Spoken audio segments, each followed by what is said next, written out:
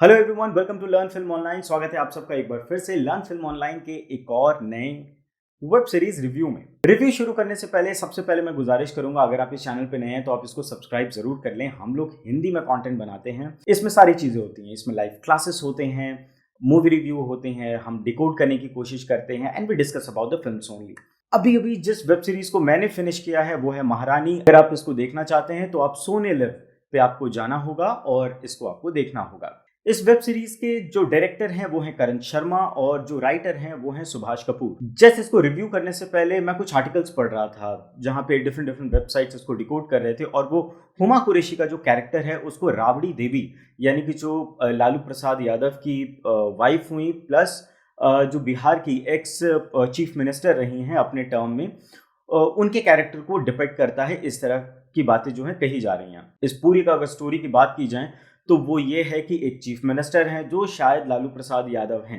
मैं शायद इसलिए कह रहा हूं क्योंकि कहीं कहीं पे वो कैरेक्टर जो है इंस्पायर्ड लगता है, और अगर आप पूरी स्टोरी को अगर आप देखें तो उससे उसका कोई लेना देना नहीं है। दूसरी चीज, इस स्टोरी में अगर आप देखेंगे तो हुमा कुरैशी के कैरेक्टर को जिस तरह से राबड़ी देवी बताया गया है, जिसके बेसिस पे ये कहा जा रहा है, वो बस इतना ही है कि राबड़ी देवी अनपढ़ थी और उनके जो पति थे यानी कि लालू प्रसाद यादव, उन्होंने उसको चीफ मिनिस्टर बना दिया। ये पूरी स्टोरी बिहार की पॉलिटिक्स के अराउंड घूमती है और ये बताया जाता है कि किस तरह से एक एग्जिस्टिंग चीफ मिनिस्टर ने अपनी पावर और अपने रुतबे को यूज करते हुए, अपनी पॉलिटिक्स को यूज करते हुए, एक अपनी अनपढ़ बीवी को, जिसको शायद अक्षरों का ज्ञान नहीं है, उसको वो चीफ मिनिस्टर बना देते हैं। जहां पे आपको लगने लगता है कि ये वेब सीरीज शायद एक रियल लाइफ स्टोरी है, जो आपको पहले 2 एपिसोड में शायद लगेगा भी, लेकिन वहीं पे ये स्टोरी चेंज हो जाती है।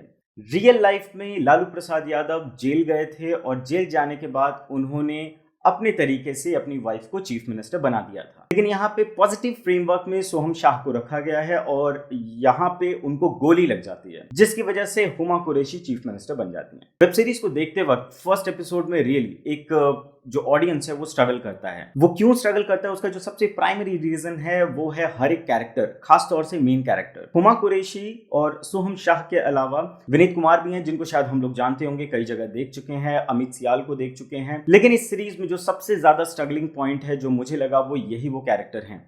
शायद इन कैरेक्टर का जो प्रीमाइस है, जो बेस है, ऑलरेडी स्टैब्लिश्ड है या फिर हमारे आसपास की स्टोरीज में है, इसलिए उसमें उतना डेप्थ नहीं दिखता। खास तौर से जो डायलेक्ट है वो थोड़ा सा कन्विंसिंग नहीं लगता है। लेकिन मेरे हिसाब से जो मुझे सबसे ज्यादा कन्विंसिंग जो कुछ कैरेक्टर्स लगे, उनमें थी कनी कुसरुती, जो कि हुमा कुरैशी के पीए का रोल कर रही हैं। उनका स्क्रीन नेम कावेरी है। दूसरे हैं अतुल तिवारी, जो कि गवर्नर का रोल कर रहे हैं, लेकिन जो डेप्थ है, ठहराव है उस कैरेक्टर में, वो बहुत ही देखने लायक है। डीजीपी के रोल में है कनन अरुण और सुशील पांडे। ये दोनों ही अपने कैरेक्टर्स में बहुत ज्यादा कन्विंसिंग है। एंड लास्ट, इनामुल हक, जो कि एक परवेज आलम का एक कैरेक्टर प्ले कर रहे हैं, जो कि एक फाइनेंस डिपार्टमेंट देखते हैं। जो उनकी एक्चुअल एज है उससे वो काफी ज्यादा एजेड दिख रहे हैं, लेकिन वो बहुत ही ज्यादा कन्विंसिंग है। और जब जब वो स्क्रीन पे आते हैं आपको लगता है कि कुछ नया रिवील होने वाला है, और कहीं ना कहीं वो स्टोरी को आगे भी बढ़ाते हैं। सीरीज का जो टर्निंग पॉइंट है वो पॉइंट है जहां पे भीमा भारती को गोली लगती है और वहीं से स्टोरी चेंज होती है। अभी जो पूरा प्रोसेस है एक हुमा कुरैशी का चीफ मिनिस्टर तक बनना और माइक पे जाना, मुझे बस ये लगा कि अगर उस कैरेक्टर को थोड़ा सा साइलेंट पहले दिखाया जाता तो उसका इम्पैक्ट बहुत ज्यादा होता, क्योंकि एक सडन चेंज है वो उस कैरेक्टर में, जहां पे उसको एक बहुत बड़ी रिस्पॉन्सिबिलिटी दे दी गई है। लेकिन उसके पहले भी हुमा कुरैशी काफी ज्यादा टॉकेटिव दिखते हैं, फैमिली में बहुत ज्यादा इन्वॉल्व दिखती हैं और वो आउटस्पोकन दिखती हैं अपने रेंज में। साथ ही साथ यहाँ पे जो सबसे बड़ा एक कॉन्ट्रडिक्शन है वो ये है कि जहां पे हुमा कुरैशी को चीफ मिनिस्टर बनाया जाता है, actually that part is called to be the darkest part of the democracy, लेकिन उसको एक बहुत ही पॉजिटिव फ्रेमवर्क में यहाँ पे दिखाया गया है।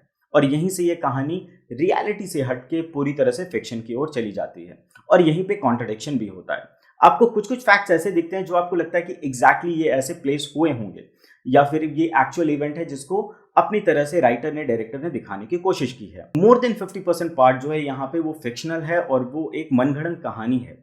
तो आप उसको जब रियलिटी से आप उसको कनेक्ट करने लगेंगे तो ये पूरी तरह से कॉन्ट्रडिक्ट करेगा।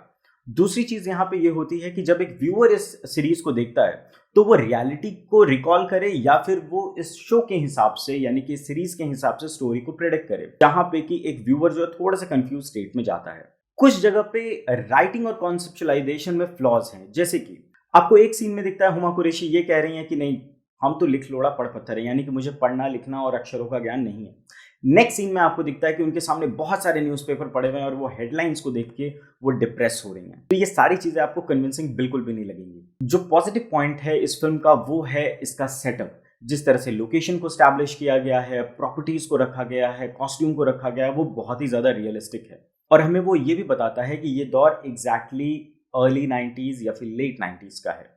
2 एपिसोड के बाद आपको जो डायलॉग्स हैं उन्हीं कैरेक्टर्स का, जो कि आपको फर्स्ट सेकंड एपिसोड में थोड़ा सा स्ट्रगल करते हुए दिख रहे थे, वो आपको बहुत ज़्यादा रियलिस्टिक लगने लगते हैं और वो जो फिल्म का जो फ्लो है उसके साथ वो चलती रहती है। एट लास्ट मैं ये नहीं बोलूँगा कि इसको आप देखो मत देखो, देखना चाहिए नहीं देखना चाहिए, या सोनी लिव पे अवेलेबल है, आप जाइए ज़रूर देखिए और देखने के बाद आपके क्या ऑब्जर्वेशंस हैं उसको कमेंट बॉक्स में हमें बताइए। अगर आप इस चैनल पे नए हैं तो प्लीज़ सब्सक्राइब कीजिए इस चैनल को। हम बनाते हैं फिल्म रिलेटेड कंटेंट हिंदी में, क्योंकि हमारा मानना है हिंदी में सीखना आसान है।